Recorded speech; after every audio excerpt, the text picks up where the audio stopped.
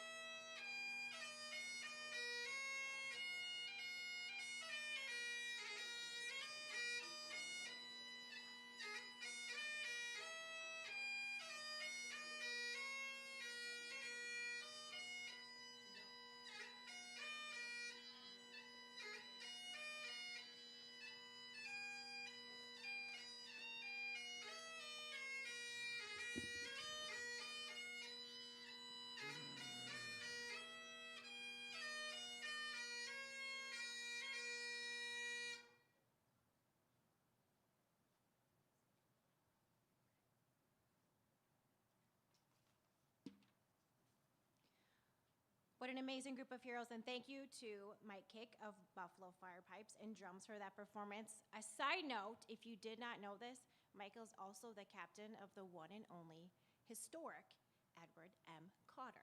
He's taking a break today, which is a big deal because he's there like 24/7. I had to, sorry, Mike. Now it's time to rise for the national anthem and the presentation of colors by the Gabriel A. Rodriguez American Legion Post, 1928, and Jim Solani.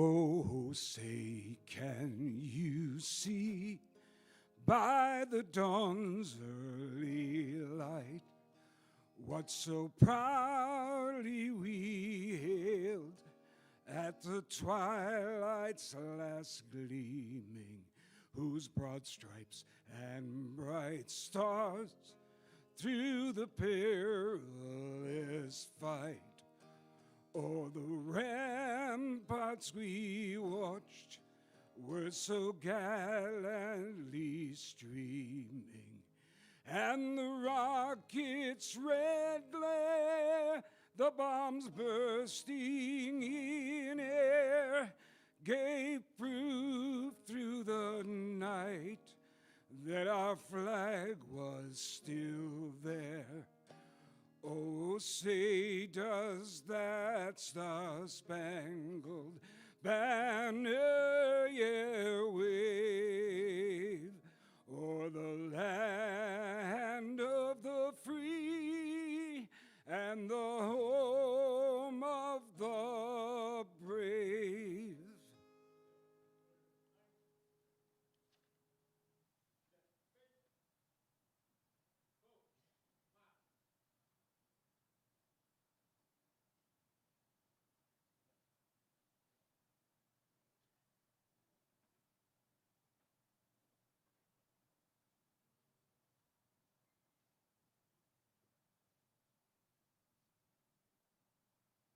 Or you can be seated, or you can stand, whatever works for you.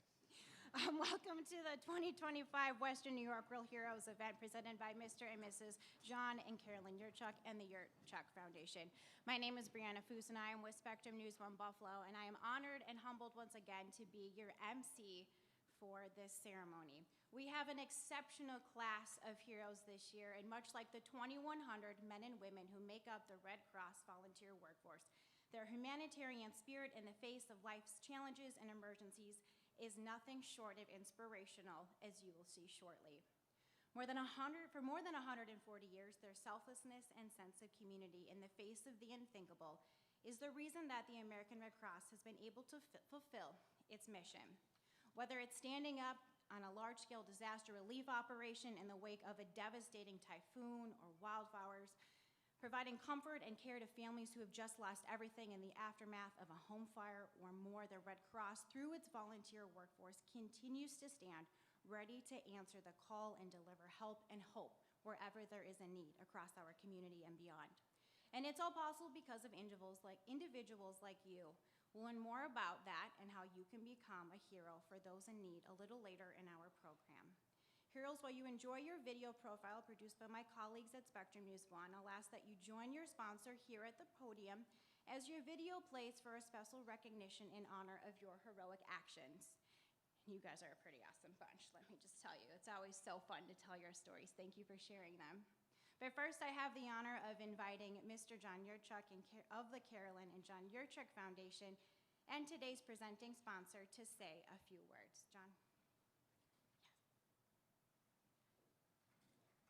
Thank you so much. Thank you all for coming. A cause near and dear to my heart, the Red Cross. And this replaces the Mash Bash, which was quite a different temperament. So this is a little more serious than the parties we used to have, but I think somebody else took those over. So let me just go over a few things that they'd like me to tell you. Obviously, this event is designed to recognize and honor everyday individuals, some of which are this time are not human, but you'll see that later, whose dedication and humanitarian spirit make a difference in our community each and every day. The individuals you'll learn about shortly share the same spirit and drive embodied by the 2,100 selfless volunteers who make the mission work of the American Red Cross of Western New York. And you know, when I was chair of the Red Cross here, so many people don't even realize the Red Cross gets no funding from the government. It's just completely volunteer and donation driven, both in the disaster relief and in the blood section of the organization. So you know, they're always first on the scene, and you wonder how it's accomplished. And it's because of people like you and those generous people that give their time and give their financial support to make the Red Cross what it's been for so long. So we're honored to be part of that. What else? The Red Cross provides shelter, meals, emotional support, relief supplies, and more to families in the immediate aftermath of various disasters, collecting, testing, and distributing 40% of the nation's blood supply for patients in need, supporting military members, veterans, and their families for all stages of military service, and training others in life-saving skills like first aid, CPR, AED, and more. Founder Clara Barton once said, "The Red Cross is a part of us. It has come to stay, and like this sturdy oak, its spreading branch shall yet encompass and shelter the relief of the nation." So I'm proud that more than a century later, the mighty volunteer workforce of this Western New York region continues to provide relief, shelter, comfort, and care to our community and beyond. So on behalf of my wife, Carolyn, and myself, we are honored to present this esteemed event and share the inspiring stories of everyday heroes with you this afternoon. Thank you for joining us, and thank you for your support of the American Red Cross.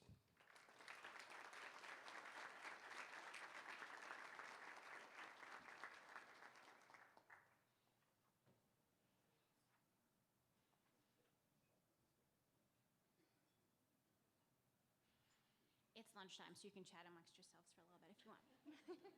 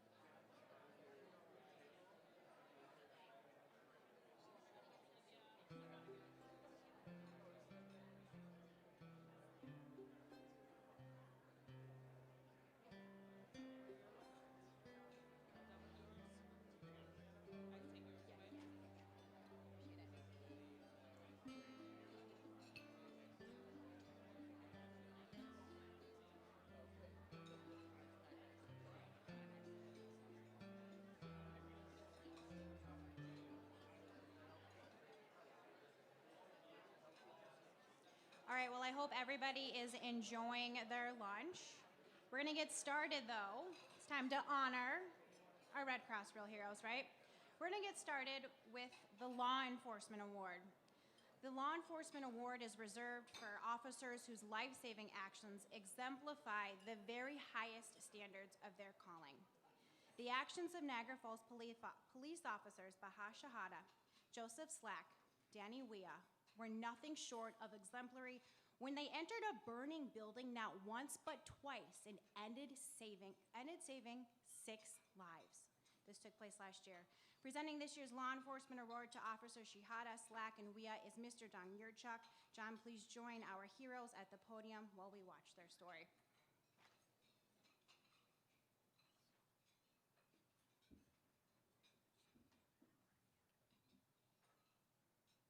Please enjoy the video, which hasn't started yet.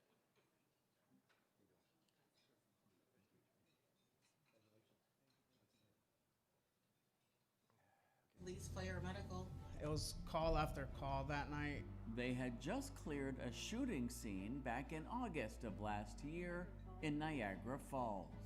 Niagara Falls Dispatch. Officer Baha Shahada heard the call of a structure fire in the city. Unknown if anybody was inside yet. And I just happened to be down the street when it came on the screen. Niagara Falls 911, do you need police, fire, or medical? It was call after call that night. They had just cleared a shooting scene back in August of last year in Niagara Falls. Niagara Falls Dispatch. Officer Baha Shahada heard the call of a structure fire in the city. Unknown if anybody was inside yet. And I just happened to be down the street when it came on the screen. He radioed Officer Joseph Slack, still nearby, from the earlier call. Told us over the air that there was possible entrapment. That's why we ended up going over there. He was riding with Officer Danny Weah, who had just graduated from the academy the night before. I was all eyes and ears and just following his lead. This is what I signed up for, so I was looking forward to, the experience. Officer Shahada was first on scene. The third-floor tenant ran out to alert him a woman on the second floor was still inside. That was the first time I actually walked into a burning building, and I was immediately hit with the black smoke. He still managed to run upstairs. That's when I noticed the second floor neighbor on her back, so I attempted to pull her out. However, smoke was hitting my eyes and everything. So he stopped at the landing and opened a window to get some air when he spotted Officers Slack and Weah. We saw the smoke coming from the second and third floor. He and Officer Slack ran upstairs and helped Officer Shahada get the woman out safely. Fire crews, already on scene, helped her from there. That smoke hit me like a ton of bricks.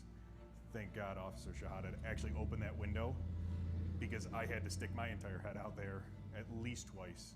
They then went back in to rescue a family on the first floor, unaware of what was happening, just before being treated and released themselves for mild smoke inhalation. While the three officers say they're honored for the Red Cross recognition, the response was all in a day's work. I appreciate it. It means a lot.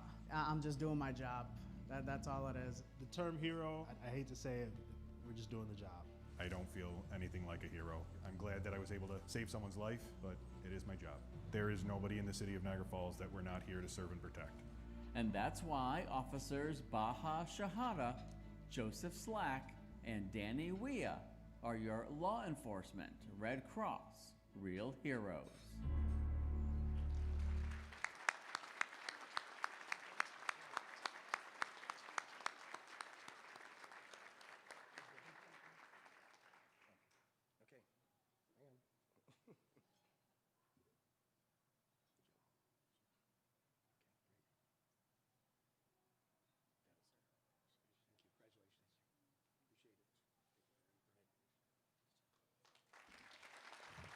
Great story. Thank you. Incredible. I don't know about you guys, but I don't think I could run into a burning building. Just like, wow. And so as we go through these stories, you're going to notice a theme. We've been doing this a lot over the years, and every single time we have the privilege of honoring one of our heroes, they all say the same thing. Just in a day's work, I don't deserve it. I'm just doing what everyone else would do. So it's always interesting, and we always pick up on that because no, it's not something anybody else would do, and that's why you're here today. All right, our next award is the Good Samaritan Adult. We train for the moments that matter. Life-saving preparedness, training in skills like first aid, CPR, and AED have long been a hallmark of the American Red Cross. It has helped to save countless lives by giving trainees the skills just as important, the confidence to act when every second matters. It's thanks to his own preparedness training as a Boy Scout and then as an athletic coach that Jamie Piakowski helped to save the life of a Star Point Central student last year. Here to present Jamie with this year's Good Samaritan Award is Nick Bond, the American Red Cross of Western New York's CEO.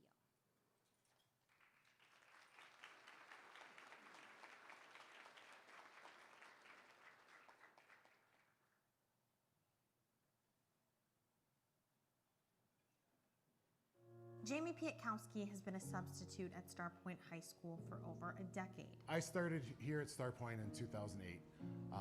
First as a day-to-day substitute teacher, and then eventually as a building-based substitute, where I'm here every single day. But last March, something happened that had never happened to him before. Students just started getting their lunch. On the way to his table, the student started eating some chicken, and he didn't even make it to his table. Jamie could see that the student was in distress, but he couldn't immediately tell why. He immediately went right to our two lunch monitors, the lunch ladies, went right to them, told him he was choking. They tried helping him, and they called me over. That's when Jamie's fight response kicked into gear. At that point, he was sitting down, and he wasn't breathing too well. One of the lunch ladies went behind, tried to give him the Heimlich maneuver.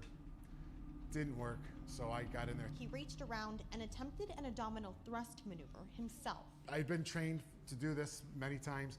I reached around, tried, no result. Nothing came out. Worried of what could happen, he gave it another go. I readjusted my grip and pulled with everything I had again, because I was scared, because when it didn't come up, I didn't know what was going to happen. And when the wing came up, he knew exactly why.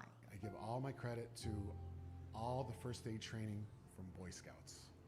I was an Eagle Scout, and we trained over and over and over. So when it came time for me to do it, I didn't even hesitate. Teaching him just how important those skills are when it comes to saving lives. I walked away with the feeling knowing that all those hours of, whether it was in Boy Scouts or in coach training, they all meant something. And that's why Jamie is your Good Samaritan Adult Red Cross Real Hero.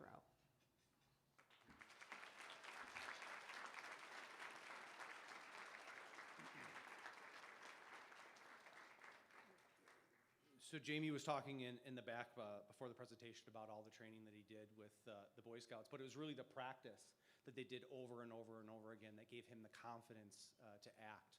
And you know, I'm a parent. I drop my kid off at school every day, and when you drop your kid off, your hope is that they're going to come back in that same way.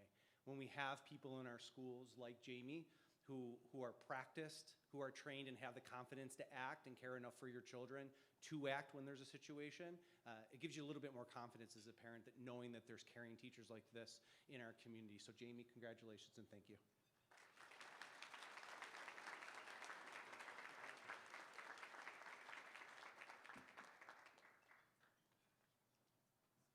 All right, our next award is education. Each year, thousands of selfless individuals who make up our volunteer workforce give their time and talents to respond to disasters in big and small ways. After learning about multiple disasters impacting families in need here at home and across the country, students over at West Street Elementary took it upon themselves to support Red Cross relief efforts in a very special, unique, and goofy way, as you're about to see.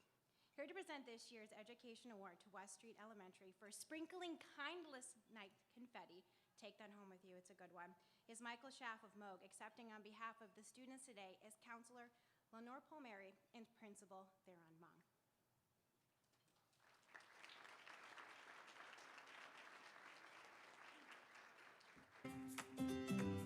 When your school's principal kisses a goat, you know your child is in a special place. Originally, I wanted a pig. Could not get a pig to come to our school. I was okay with the goat. Theron Mong puckered up for a good cause, which is just one of many spearheaded by West Street Elementary Counselor Lenore Palmieri. A couple kids were talking to me about all the flooding that they had heard about last year, and then the fires in California, and we decided that we wanted to do something to help. So Palmieri called the Red Cross to see how they could help. A coloring contest, and a few $100 later, there was the kiss and a lesson in character. We want to teach them life skills that will help them be happy, healthy, and successful. Palmieri teaches each student first things first. 7 Habits of Happy Children, based on Stephen Covey's book. Have good character means to take charge of yourself and be the best you can be. Listen with your eyes. Treating others the way you want to be treated, and to sprinkle kindness, like confetti.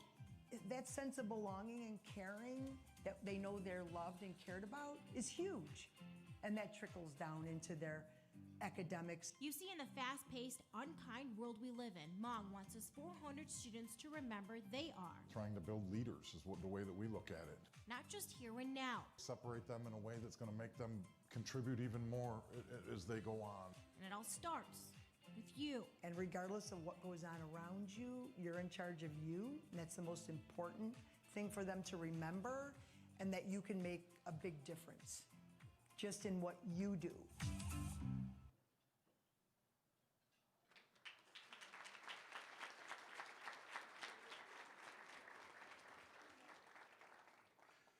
Good afternoon, everyone.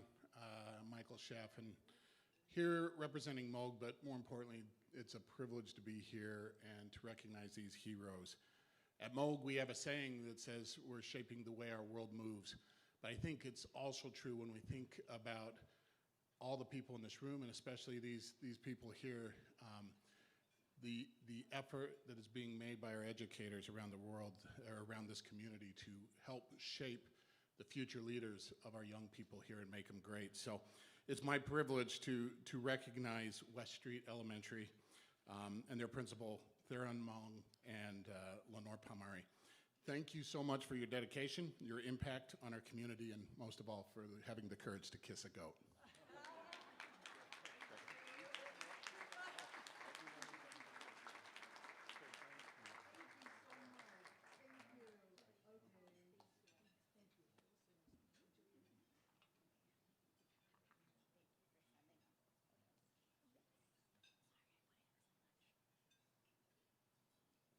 Told you it was going to be unique.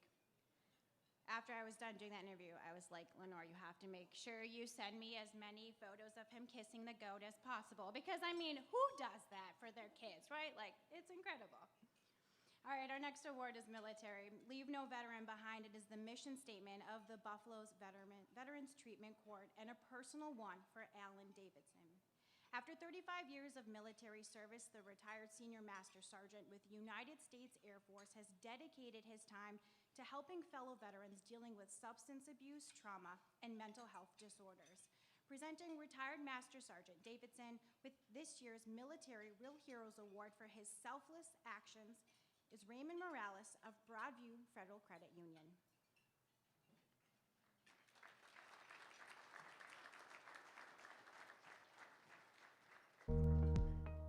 Honor and recognition for over 35 years of dedicated military service.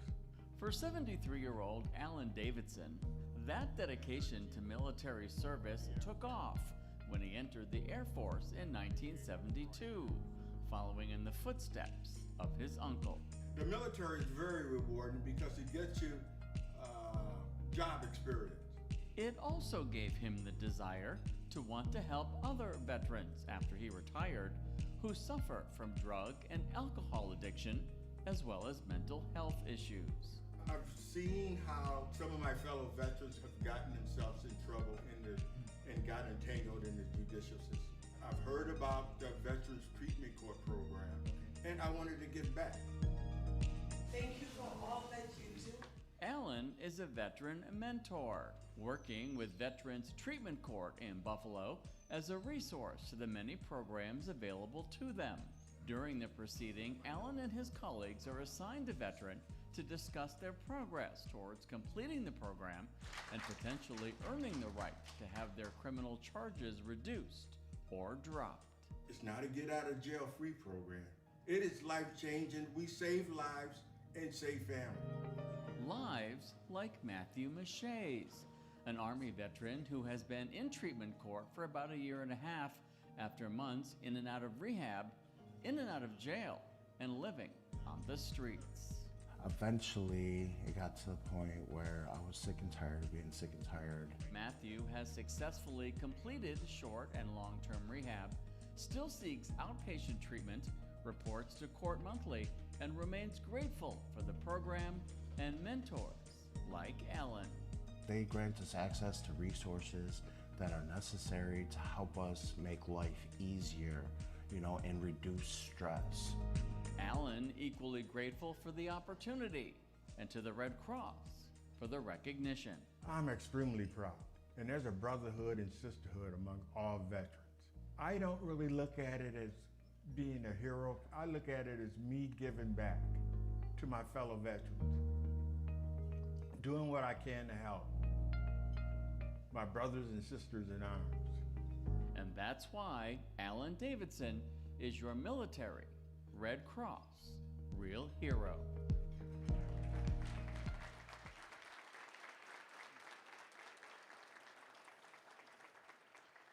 What an incredible story.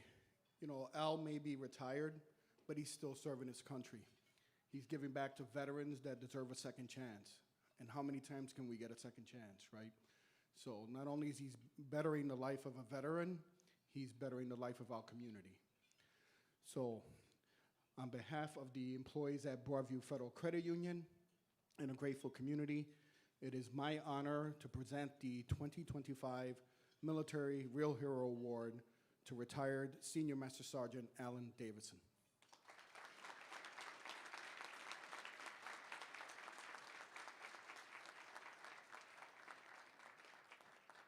And we thank you for your service. A stop at a traffic light on the way back from a job turned 2 National Grid employees into our next heroes.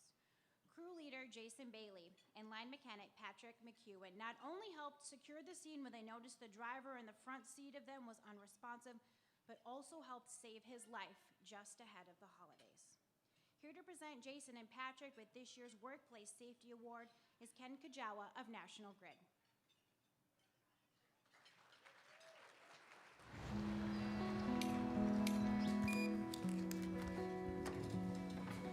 Crew leader Jason Bailey and line mechanic Patrick McEwen were on their way back from a job in Avon when they noticed something strange.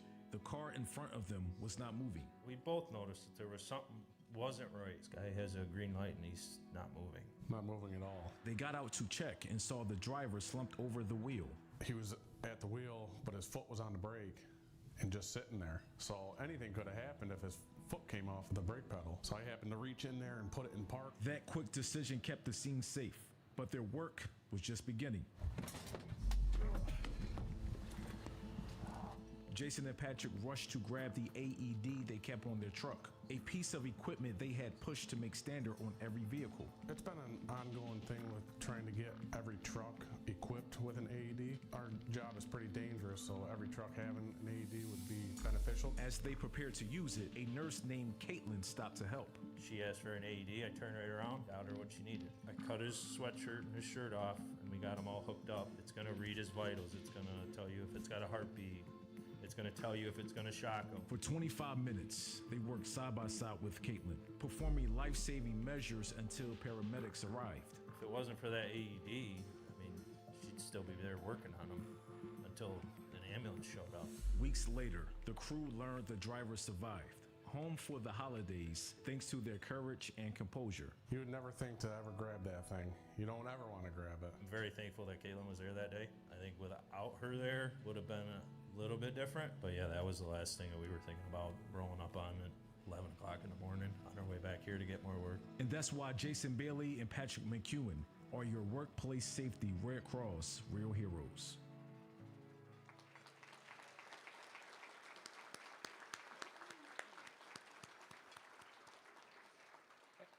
At National Grid, doing the right thing is a key pillar of our company culture. Our employees are encouraged to speak up or take action if they witness or see anything inappropriate.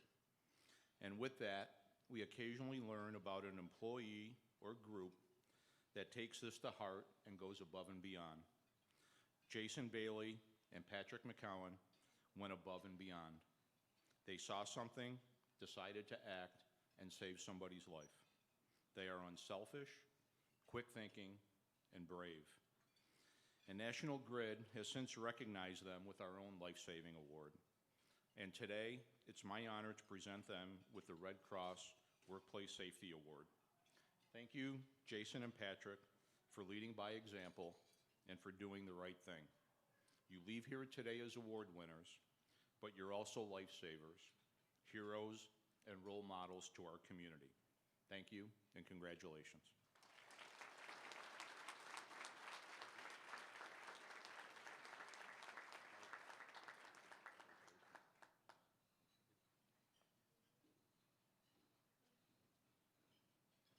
From a young age, Zach Gawley was determined to make a life-saving impact, signing on with his chosen family at the Ellicottville Volunteer Fire Department at just 14.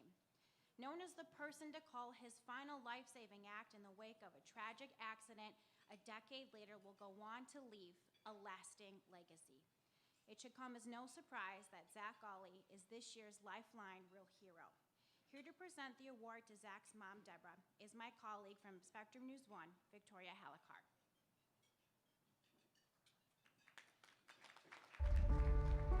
He didn't used to be a total smiler, so I had to teach him how to smirk.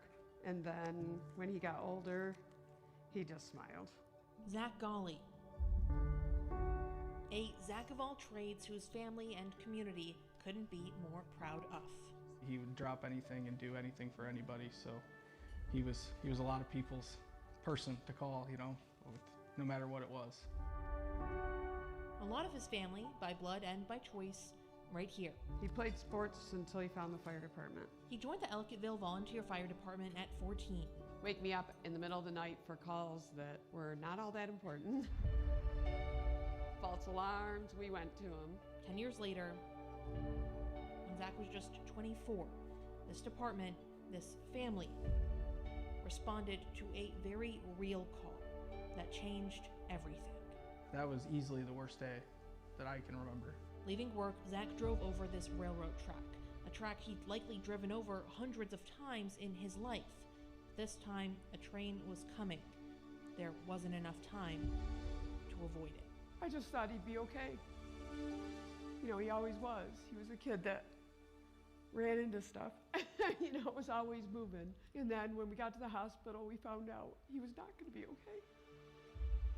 Zach's injuries were too great, but his fire department rescued him in time for him to still rescue others. They had to find the right match, but I absolutely knew it was what he would want to do. His liver, his heart, and both kidneys. The gift of life freed me from the ordeal of dialysis.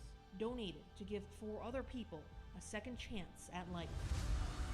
I know this gift came from somebody you love dearly. Including a father who donated his own kidney years ago to save his son. I'm just happy he gets to see his son grow up, you know. It doesn't fill the hole that's left. Still doesn't feel the same to this day. I mean, it never will, but... While Zach will never see how much he's missed, how big of an impact he made. He would have thought we're making a big deal out of nothing. Those who knew him, and even those who don't. A hero, for sure. Will see signs of him for a long time to come. Just tell him I'm so proud of you. And I hope we're making you proud down here. And that's why Zach Gawley is your Lifeline Red Cross Real Hero.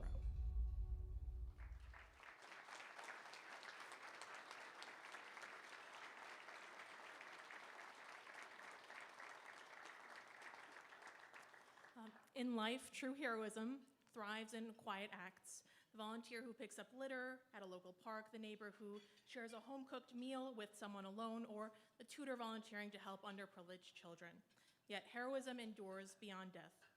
Organ donors become eternal saviors, hearts beating anew, eyes seeing sunrises, lungs chasing dreams. One signature saves up to 8 lives, transforming dozens more, turning farewell into forever. In February, an Ellicottville first responder died after his car was hit by a train, but his legacy lives on. Spectrum News 1 is proud to posthumously present the Red Cross Real Heroes Lifeline Award to Zach Golly. I'm just gonna have you guys stay up for one more quick minute. And we also have a representative here from Congressman Langworthy's office to present a citation on their behalf, so if they could just come on up.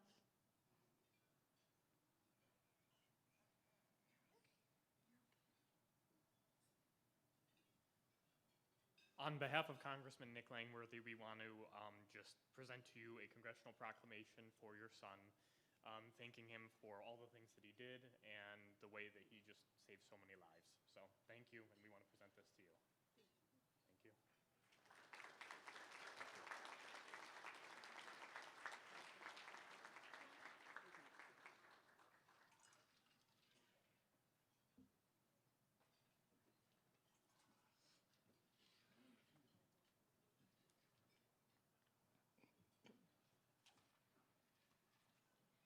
Last year, the Heroes of the American Red Cross Western New York volunteer workforce responded to disasters big and small.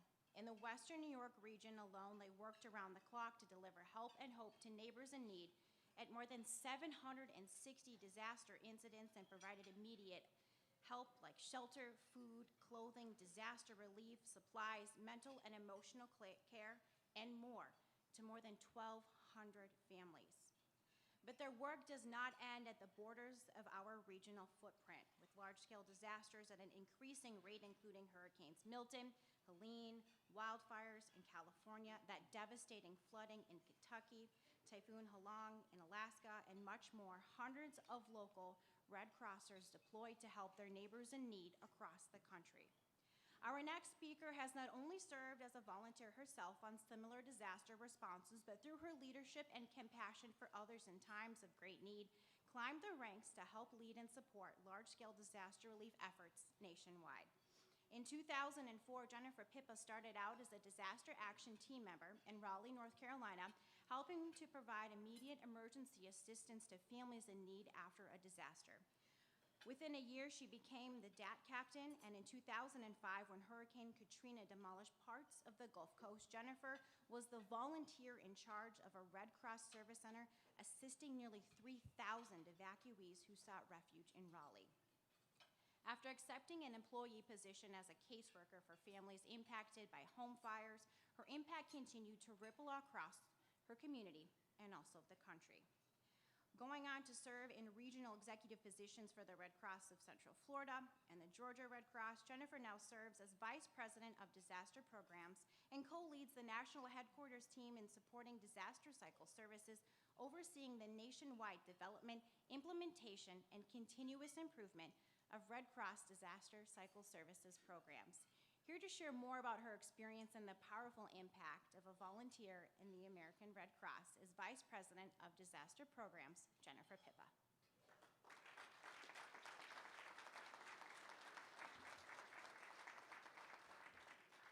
Good afternoon. Before I start, we have one quick in memoriam that we want to show as a video, first for Loretta Swift. Today we remember Loretta Swit, an Emmy Award-winning actress, philanthropist, and someone I had the great honor of calling a friend, whose beautiful mark on this world came to an end this spring. Outside of her iconic acting career, Loretta's passion was protecting and advocating for animals.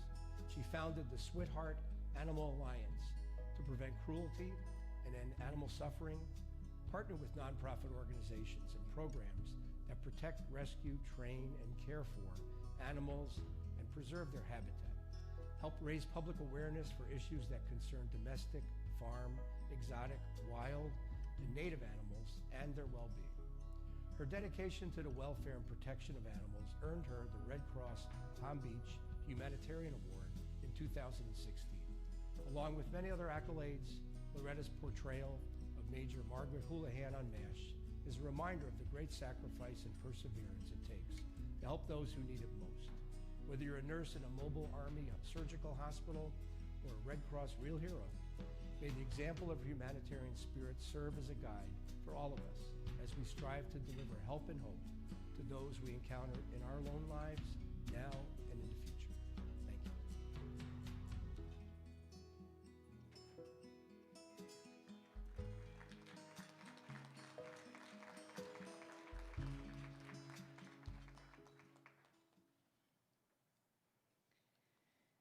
So the phone rings at 2 a.m. and I pick it up and they say, "Hey, Jennifer, it's time for you to go out and help a family. We've got a family here in Raleigh, North Carolina, and they've lost everything." So I'm so nervous because it's the very first time I'm going to go out and deliver the Red Cross mission way back in 2004. I remember all my training, and I show up, and it's a husband and a wife and 2 small children that lived in a single-wide manufactured home.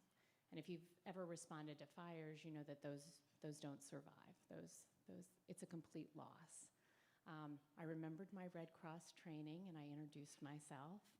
And the mom shook my hand, and I said, "We're going to help you figure out what your next steps are."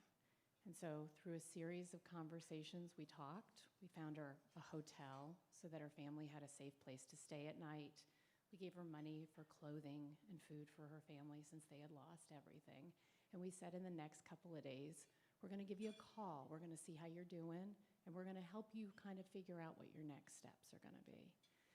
I did everything wrong that night. I leaned against as the firefighters here will appreciate, I leaned against the side of the building, so I was covered in soot from head to toe by the time I got home, right?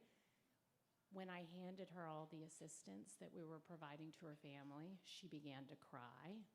I am an empathetic crier. You will never cry alone in my presence, so I immediately began to cry. I gave her a hug, and we sent her on her way, and I went home that night. It was about 4:30, 5 o'clock in the morning when I got home, and my husband said, "Well," I said, "I'm in. I can't believe there is an organization that provides me the privilege and the opportunity to help a family in their single darkest moment. It's just 2 volunteers out there on a stranger's front yard at 2 a.m. offering some compassion and some hope to a family who simply would not have known what to do next had it not been for our organization to be there." I tell that story because as I travel throughout the U.S., a lot of people say, "Well, this year should have been pretty easy for you. No major hurricanes, no major wildfires. Should be a quiet year for the American Red Cross." And here's what I'm going to tell you. Not every disaster makes the news. We had more than 80 responses in the last 12 months that required us to mobilize folks from other communities and bring in responders to help them.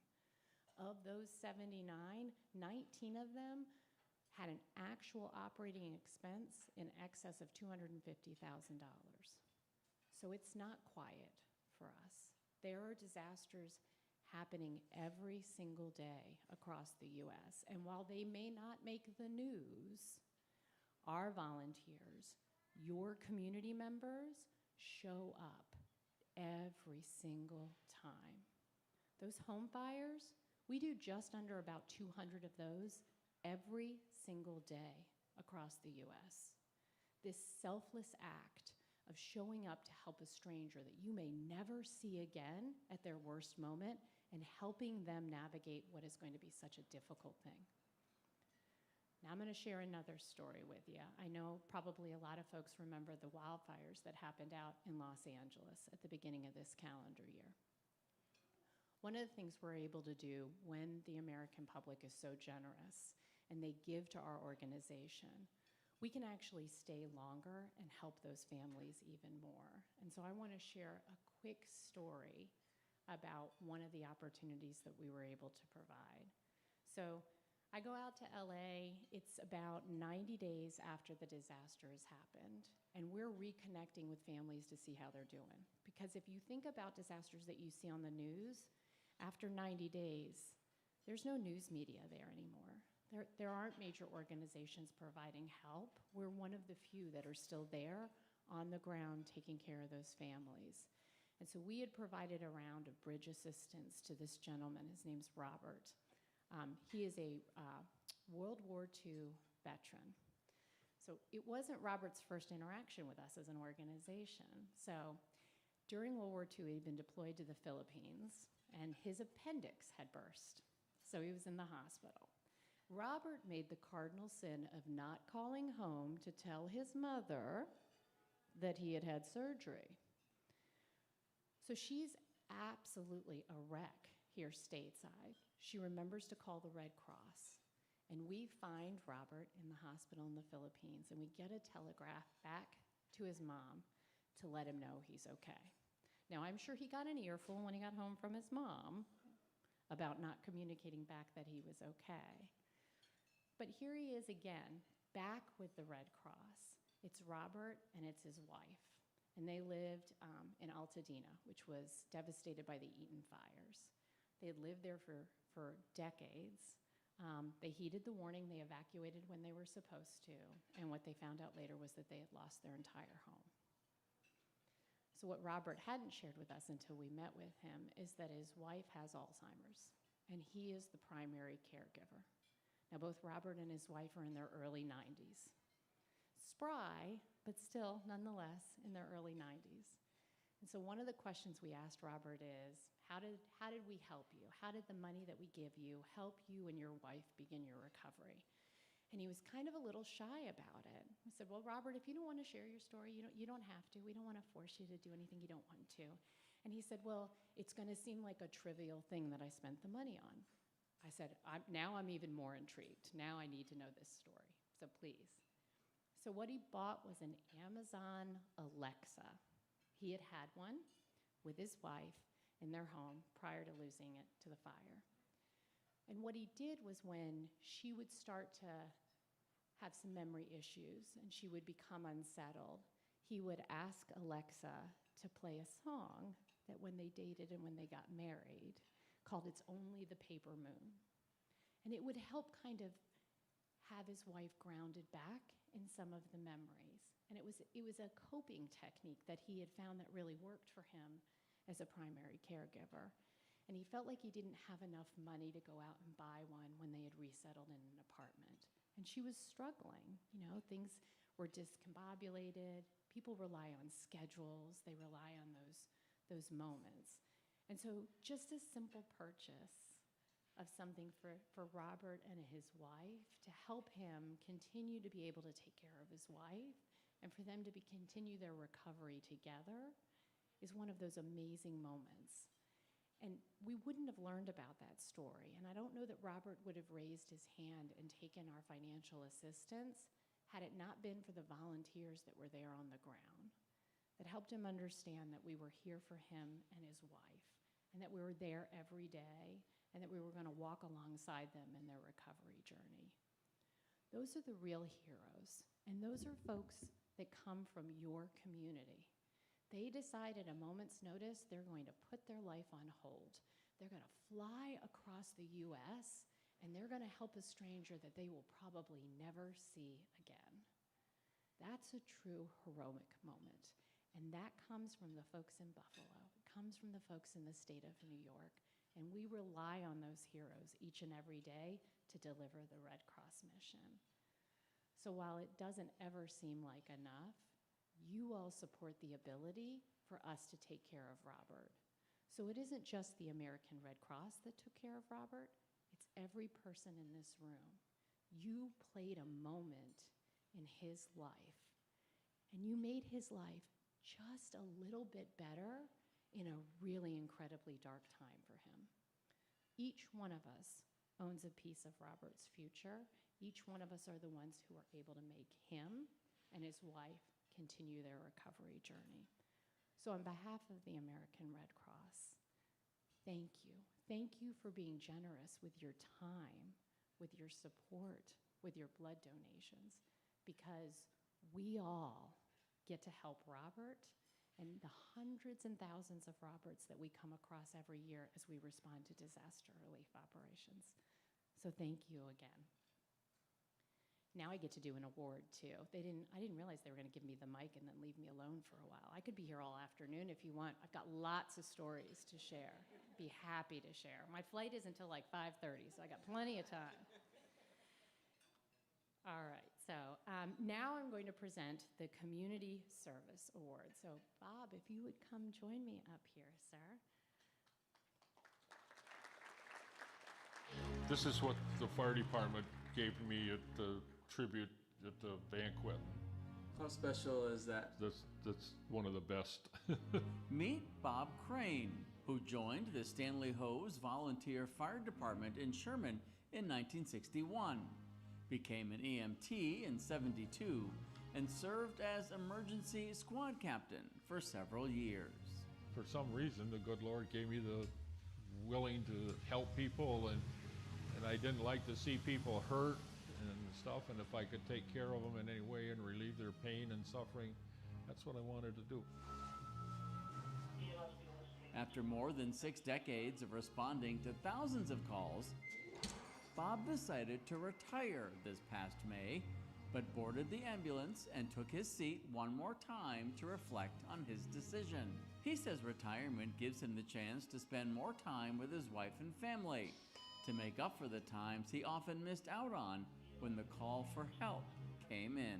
I left the birthday parties and Christmas parties and everything like that, jumping out of bed at 3 or 4 o'clock in the morning or leaving dinners and stuff and everything. He says while he'll miss working with his patients, the tough decision to leave was made a little easier thanks to the support of his wife and longtime colleagues. He deserves this. He's done so much for so many years.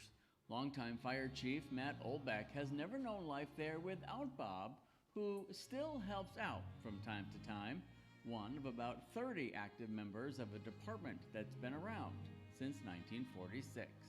I can't even explain what he means to this department. I mean, the dedication Bob has had for the community, for the fire department, for the surrounding communities, it's just tremendous for anybody to give that much time and effort. Next to my home, this is home. A home that now features an ambulance bay with Bob's name on the door. Every time I go by it, I get a little teary-eyed. It's really great. I mean, it's a wonderful feeling. You don't save everybody, but the ones you do save, you remember for a lifetime. While his home, both outside and in, is filled with years of special keepsakes of a lifetime devoted to service, Bob is appreciative yet humbled by this most recent recognition. I'm not a hero. I don't classify myself as a hero personally, but to be honored by the American Red Cross, that'll be one of the greatest things that happened to me, to be honored with that. And that's why Bob Crane is your community service Red Cross real hero.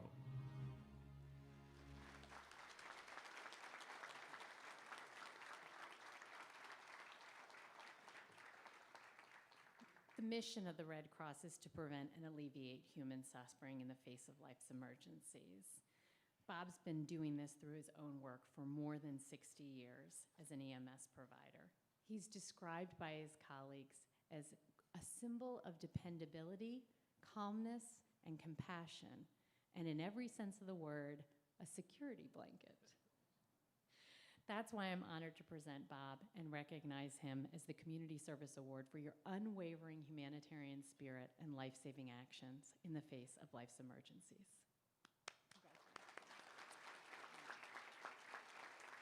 And then I do believe we have a congressional staffer here that also has an award that he is going to offer on your behalf, Bob.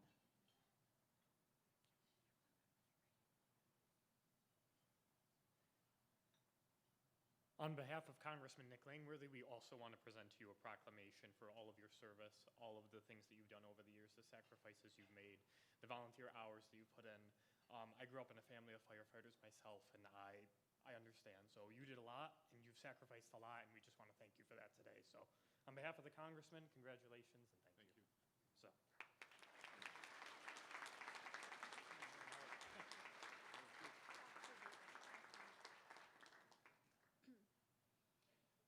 Our next honoree is fire rescue. Each year, more than 350,000 people in the U.S. experience out-of-hospital cardiac arrest, and more often than not, the outcome is tragic.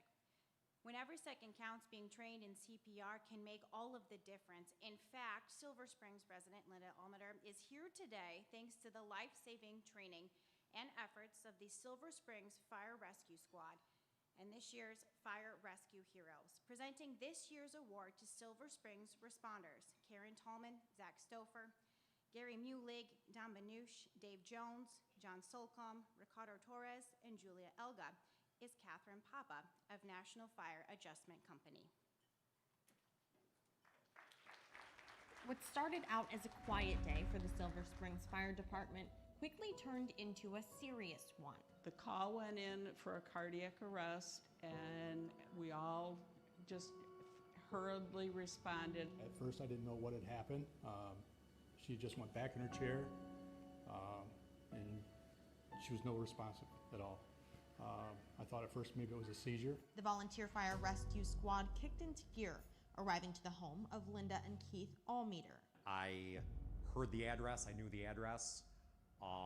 I've known them since I was a little kid because we all used to play together in town, and I immediately left the house and went directly to the scene. The house we had to call at is this blue house here on the left. Linda had suddenly had a brain aneurysm, which health experts believe also triggered a cardiac episode. Keith immediately started CPR and called 911. It seemed to be within 3 to 4 minutes, they were on site, which the response was super fast. And from there, they took over. We knew it was a serious call right from the start. So then we just go from there. With cardiac arrest, obviously every second counts. So we get there, again, people are already on scene, starting CPR, so I jump right in to help where I can. Working together, they navigated all the obstacles they faced that day. Everybody worked in sync, and we just moved because we needed to get her to the hospital that day as quick as we could. Linda was taken to the hospital by ambulance. Thanks to the rescue squad's quick response, you would never know she had had a brain aneurysm by looking at her today. It's been really pretty much a year of outstanding medical care and outstanding occupational, physical, vision therapy to get me back to this point. But without that quick response, it would have had a very different outcome. It's probably one of my greatest wins, one of my greatest moments to see her today. I don't know if teamwork ever gets easier, but we all learn when we're working together how everybody functions and what everybody's strengths are. And that's why the Silver Springs Fire Rescue Squad is your Fire Rescue Red Cross Real Hero.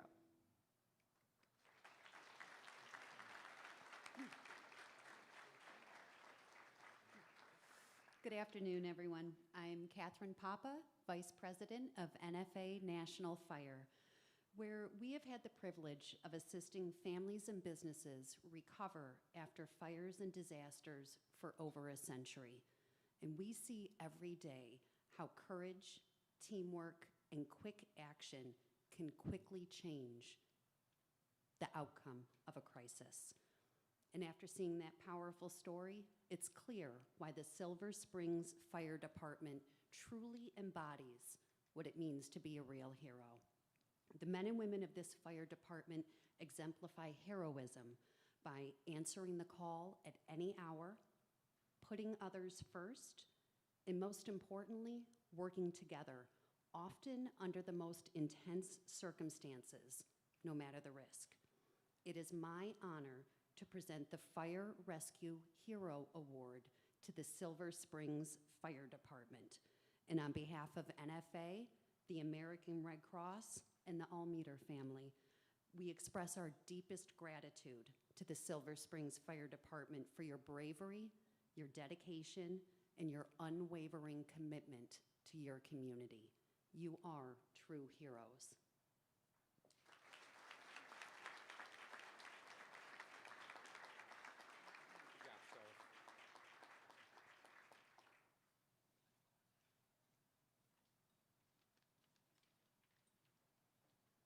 Thank you for everything you do for our communities.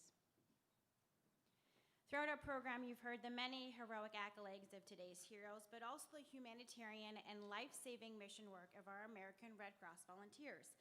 Volunteers make up 90% of Red Cross's workforce and power every facet of its mission across all lines of service. Now, the power of volunteers and their ability to make a difference cannot be overestimated. When it comes to Marla Berry and her volunteer service on behalf of four-legged friends in need, the folks and felines at Feral Cat Focus and Operation Pets can certainly tell you that is the case.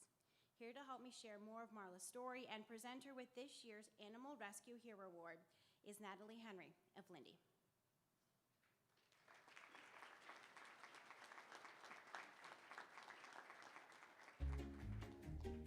I found kittens under my front porch, and that's where the cat bug got me. Meet Marla Berry, mom to one human and, as of this writing, 9 cats, ages 3 to 13. I didn't seek out any of the cats. They were all out on the street, ferals, injured. I have 3 handicapped cats. Opening her home to fur babies that didn't have one of their own is just scratching at the surface of her volunteerism with Feral Cat Focus. You could argue her second home is here at the nonprofit Operation Pets. Community cats are trapped and taken here to be spayed or neutered. Have vaccinations and flea protection and not creating more of a problem. Whether it's trapping community cats in her neighborhood, teaching others how to trap, giving them traps, or just educating folks in general, Berry has helped in this effort for more than a decade. It's not the cat's fault that they're on the street, it's somebody who let them out. In the 17 years since Operation Pets opened, nearly 40,000 community cats have been given medical care. Actually, 2 of our co-founders founded Feral Focus. Between 40 and 50 surgeries are done each day. Many of them are paid for by people like Berry. You get sucked in, you can't help it, because what you're doing is so important, not only for the animals, and they are helpless. Keep an eye out. There's probably a community cat or 2 in a neighborhood near you. You know, not be part of the problem, but help solve the problem. Keeping our communities cute, but safe. That's why Marla Berry is your Animal Rescue Red Cross Real Hero.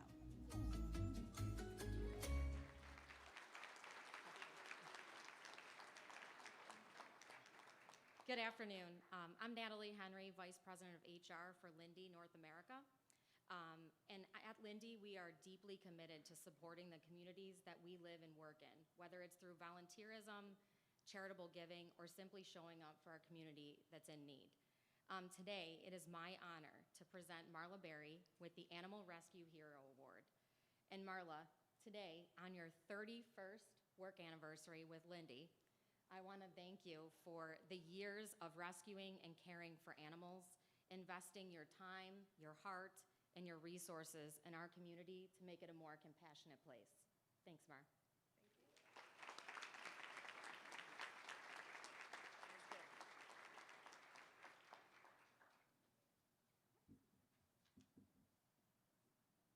That was a cute story to film. In the early hours of the 4th of July of last year, Medina firefighters Paul Urquhart and Adam Fisher received an urgent call. A woman unsure if she was in labor with the nearest delivery center the next town over. Using all of their training, this quick-thinking team of 2 would go on to help deliver not 1, but 2 babies themselves while still on their journey. Here to share more of Paul and Adam's story and present them with this year's Medical Hero Award is Elizabeth Carey of AAA of Western and Central New York.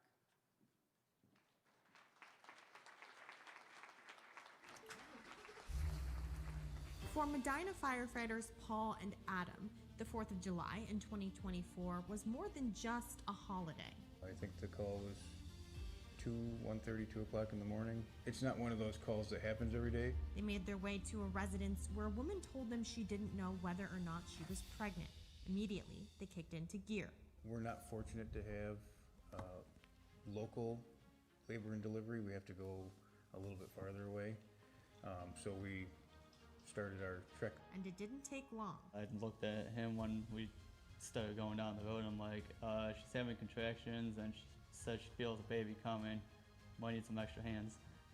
So he joined me in the back. Once it started, we both worked as a team and knew where everything was and what needed to be done. Did very little talking, and the first one, the little boy, came into the world. And if you thought you just heard Adam wrong, so did Paul. I heard him say something and I'm like, I think he was talking to the patient. And then he says, hey, I need you back here. I need the second OB kit. I'm like, okay, I guess we got a second one on the way. After delivering the first baby and getting back on the road to the hospital, they had to pull over a second time. When I looked, I saw the feet coming first, which is now even more of a high risk and problem. But they pushed through their nerves. Having all that training and me and him working together very well is what made a great outcome there. Babies born on the same birthday, but different counties as they made their way to the hospital. I said happy birthday and happy 4th of July, because we kind of lose track of time working 24 hours. And that's why Paul and Adam are your medical Red Cross real heroes.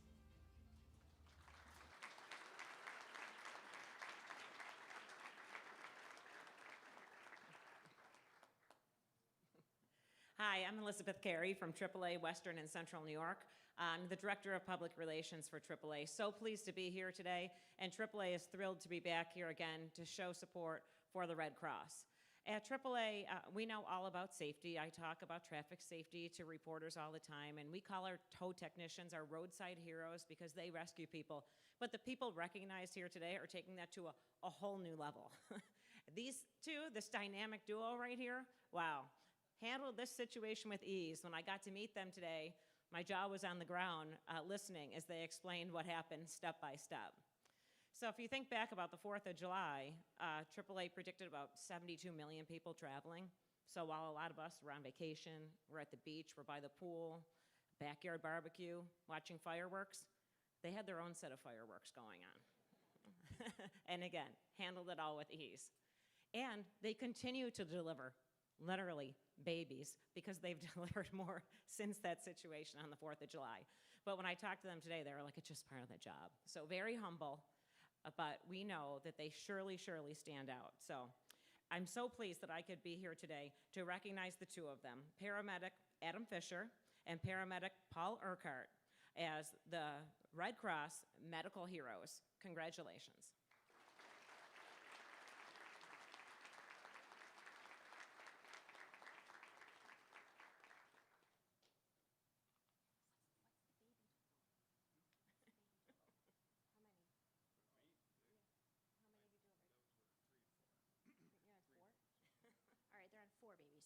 That's amazing. Especially if you know, right? Like, whoa, that's a lot. All right, our next award is Youth Good Samaritan, a lesson in health class and confidence to act when moments matter. That's all it took for 15-year-old Anthony Killinger when his stepfather, Michael Reese, collapsed at home one evening, delivering chest compressions for 8 minutes until first responders arrived. This Lancaster high schooler certainly saved a life. Here to help share more of Anthony's heroic story and present him with this year's Youth Good Samaritan Award is my colleague from Spectrum News 1, Mark Oshkarian.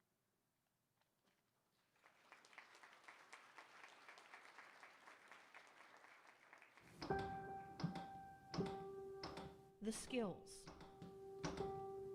you never want to have to use, or never think you will. We were in health class, it was a unit we were doing. A lesson was all it was. It was a standard day. Until it wasn't. I was going to go to bed, and that was probably about 9 o'clock. Next thing you know, I woke up, I was in the emergency room at Buffalo General Hospital. Anthony Killinger and his mom Jennifer woke up to the sounds of their dogs barking. I looked at the bottom of the stairs, and his head was laying right there on the ground, and his feet were up on the third stair. Very clammy, eyes rolled back, completely non-responsive. With 911 on the line, they had to start compressions. In that moment, I didn't know what to do. And he's like, "Mom, it's okay, I got this." For the next 8 minutes, Anthony did CPR on his stepfather, Michael. I wasn't really getting tired. I was just worried. But I had to like deal with my senses saying he's gonna die if I don't do this, so I just kept doing it. Michael was fading in and out. 8 minutes is a very long time when you're in that moment. It felt like 800 minutes. I can only imagine. That's a workout. Eventually, help got there. Analyzing. Shock advised. Everybody clear. Michael's heart shocked 2 times. He was taken to the hospital and the road to recovery. Given a 9% chance of living, an even lower chance of not having any brain damage. The nurses kept saying this was a divine intervention. Like, they very rarely seen somebody like this end up the way he was, let alone hearing a story of a 15-year-old doing what he did. It's been an inspiration. Research shows that if you have to give CPR, you're more than likely going to have to give it to a loved one. Jennifer got herself certified. They advocate for others to do the same. He would probably not be here if it wasn't for that health class. As for Michael, he's here! Life looks a little different, but he's still living it. It's a blessing. It's a miracle. Thanks to Anthony. He's definitely a hero. He saved my life. And that's why Anthony Killinger is your Youth Good Samaritan Red Cross Real Hero.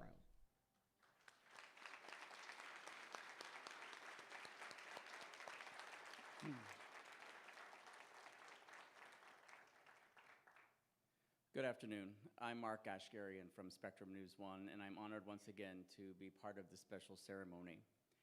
And who would have thought, as mentioned in the story, that Anthony would get a real-life, up-close and personal lesson in saving a life, putting those skills taught in health class to quick use. And I'm told his health teacher is here today at the table, so thank you for teaching those skills.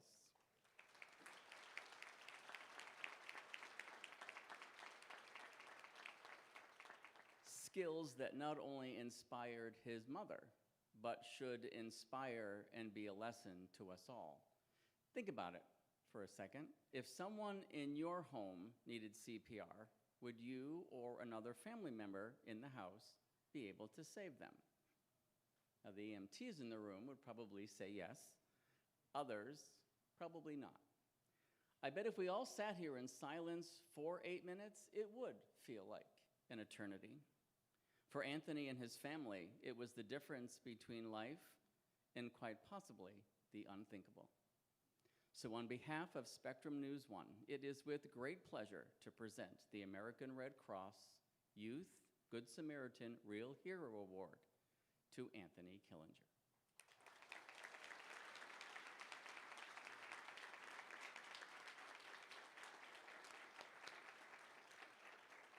Hold on, don't go anywhere yet.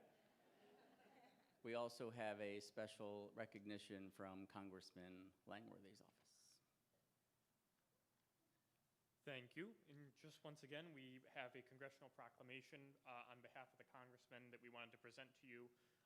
Just thank you for taking the skills that you learned, putting them into action, and saving somebody's life. That's incredible. So we just wanted to congratulate you. Thank you for all that you've done, and present this to you.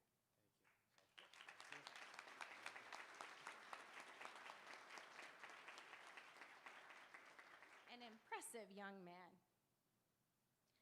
All right, we are on our final award. And remember how Nick kind of alluded to the fact that not all of our heroes were human?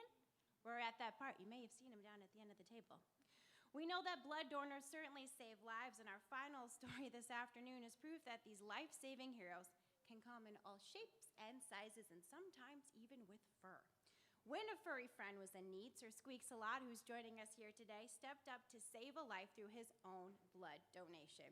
Here to present Sir Squeaks a Lot and Jessica Meacham of the Buffalo Guinea Pig Mafia with the blood donor. It's pretty amazing. They do a lot of good stuff. Blood Donor Award is presenting sponsor John Yurtchuk of the Carolyn and John Yurtchuk Foundation.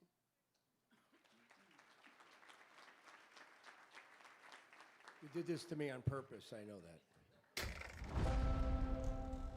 Through this door, a hero. Oh, hi, buddy. The likes of which you've never seen before. And his name? Sir Squeaks-a-Lot. Someone had been evicted, and they left him and his two brothers in the hallway of the apartment building, locked the door, and walked out. Humble beginnings brought him to the Buffalo Guinea Pig Mafia rescue. We currently have 145 guinea pigs in the rescue with 47 on a waiting list. It was there. Two fates intertwined. Oliver, a fellow guinea pig, found his forever home. He was right up in front, and he was greeting everybody, and I knew I just had to have him then. But this past summer, things took a turn. He had some blood in his urine, and he just seemed a little bit more tired than usual, not moving around as much. Oliver had bladder stones. He needed surgery. He got through the surgery fine. It was the day after his blood was having trouble clotting. When I saw Oliver 3 or 4 days after the surgery, and I thought he was gone. Little did they realize. Anything to save his life, I would do. Oliver also needed Sir Squeaks. And I remember saying, a blood transfusion for a guinea pig? At only 2 years old, this little piggy stepped up to the plate and saved a life. Without that transfusion, he definitely wouldn't be here. He was losing blood every second. Pea flakes and lettuce, all the things this little guy wanted. I don't think he really understands what happened and the positive impact he's made on Oliver's life. Creating a new beginning. That was the best thing when he started eating his salad again and his lettuce. And a new kind of hero. When we think blood donation, we don't think of animals. We don't think of animals saving other animals' lives. But it's just bringing awareness to the rescue and the incredible power that animals can have for other animals in need. And that's why Sir Squeaks-a-Lot is your blood donor Red Cross real hero.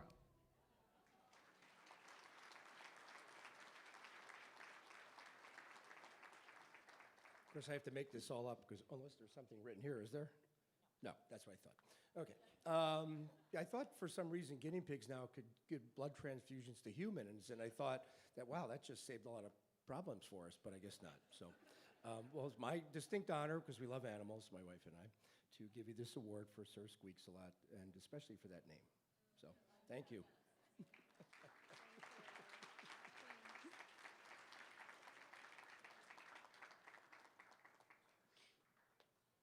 Can't top that, right? Like, pretty awesome. All right, so congratulations again to all of our heroes today.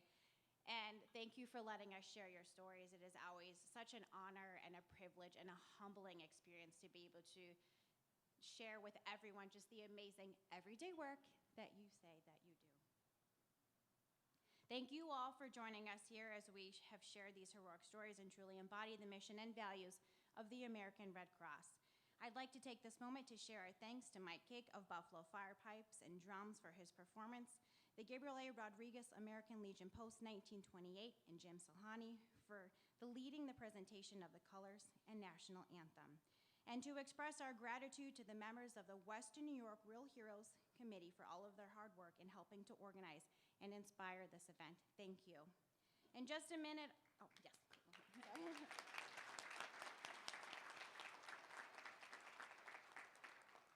In just a minute, our heroes and sponsors are going to walk back down the aisle and into the foyer to have some pictures taken. We ask at that time the rest of you please remain in your seats so our honored guests can leave the room.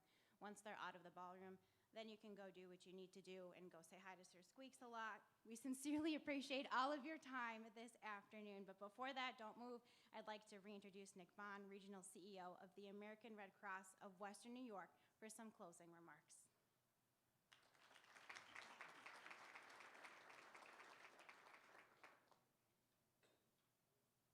On behalf of our board of directors and our board chair, Joe Porto, our regional leadership team, I want to thank all of those who helped make today possible. Brianna, it's your third year doing this. We're going to get you a name tag and a lanyard. You've been doing a great job, so we appreciate you.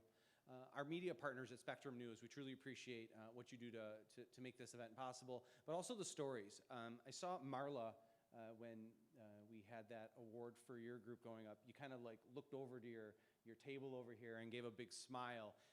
You know, these videos are great for today and they're great for the news, but they're great keepsakes for the individuals here, and it's a great way for you to highlight your stories and share them with your loved ones from years to come. So thank you very much to Spectrum News.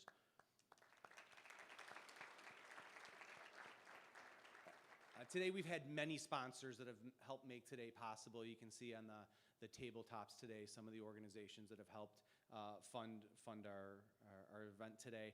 And many of those sponsors were here to present those awards. And many of those individuals are also volunteers here of the Red Cross. We have many board members, former board members that are here to present, and I want to thank all of you and all of those sponsors for being here today. John, I want to thank you and Carolyn for all the work that you do in your foundation. You've been great supporters to the American Red Cross for many years, and you continue to support, so we appreciate that. But also for all the work that you do for the community. The Yurtchuk Foundation is making a name out there.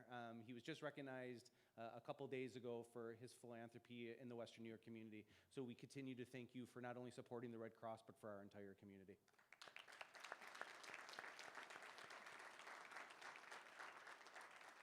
Jennifer, thank you for being here. We've put Jennifer through the ringer the last couple days. She was here to present, but we've had her kind of doing the rounds and meeting with other people in the community. I appreciate your keynote. I was telling her as she sat down, someone else told her story a couple days ago about Robert. Yeah, they didn't do as good a job as you, so thank you very much for being here and for spending time with our team and some of our donors and volunteers. So thank you, Jennifer.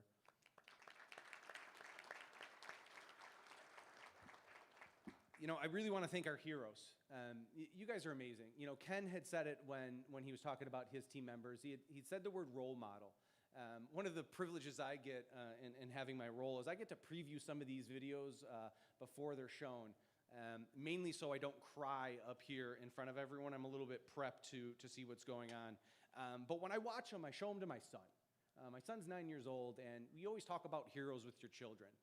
Who are the people that you want to look up to? And when I look at our Buffalo community and I see the people that we have that step up and act and have that confidence to help people in the community, you're the role models that I want for my children. So thank you for all that you do to help support our communities and for the life-saving acts that you had that we were able to share today. So thank you all.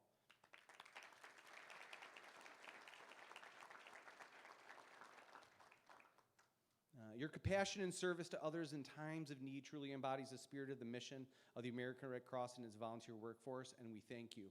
Thank you again to all of you for joining us and honoring these individuals today. Really, truly support what you're doing for your community, but also for the American Red Cross. Heroes and sponsors, we ask that you please rise for your final round of applause as you recess. So thank you guys very much, and thank you everyone.